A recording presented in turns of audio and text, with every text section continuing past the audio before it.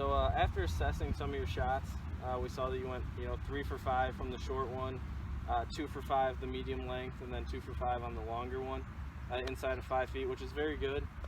The only thing that I noticed was a little bit of inconsistency in contact.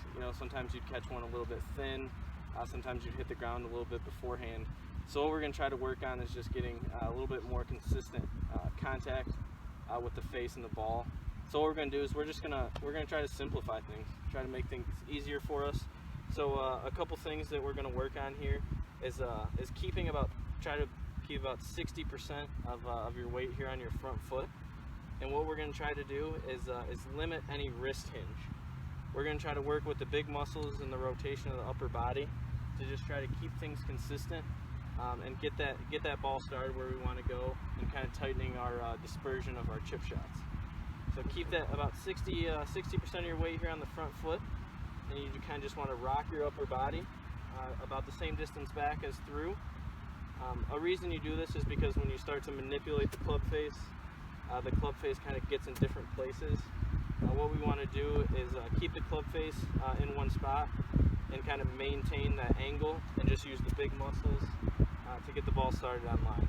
So from there, we'll have you step in, hit a couple shots, and see how things feel.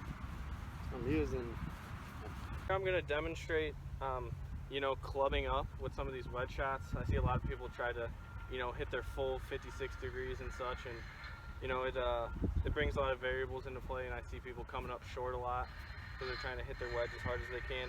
So what I have here, it's about 95 yards. If I hit my 56 full and I hit it perfect, I could probably get it to the flag stick. But what we're going to work on is taking a little bit more club. I got my 52 degree here with me.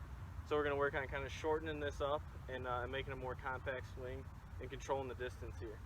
So what I'm going to do is go through my pre-shot routine, step to the ball, and I like to choke down on the golf club about an inch. This just shortens the golf club, making sure the club doesn't go as far. Because I normally hit this about 110, so I'm trying to hit it 95 here. Does that give you a little bit? It gives you a little bit more control there. It does, absolutely. I'm a little bit closer to the club head, so I have a little bit more control of it.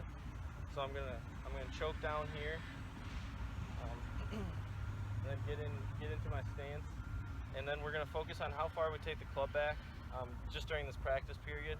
So for about a 95-yard little knockdown, 52 degree, you're gonna want to take it back about hip high, like this, and then focus on keeping a V and staying in posture and controlling the speed and distance of the golf shot. Okay.